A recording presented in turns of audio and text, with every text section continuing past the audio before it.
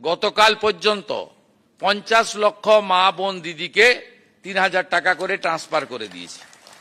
প্রথম দিনই আমরা 28,25,769 জনকে দিয়েছি।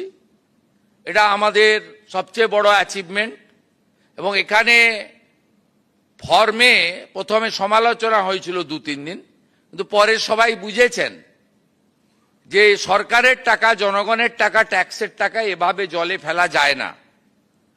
2,20,00,000 লোককে আগের সরকার লক্ষ্মীর ভান্ডার দিতেন, তার মধ্যে আমরা ধরেছি 27 লক্ষ এমন লোকের নাম ছিল যারা ভোটার লিস্টে নাম নেই। আমরা কেবলমাত্র সিএএতে যারা অ্যাপ্লাই করেছেন 1,21,000 এখন অবধি, 19,000 সার্টিফিকেট পেয়েছেন, 1,02,000 সার্টিফিকেট পাওয়ার জন্য অপেক্ষায় আছেন। আমরা তাদেরও আমাদের দিক থেকে কেন্দ্রীয় সরকারকে সাথে নিয়ে আমরা ক্লিয়ার করব।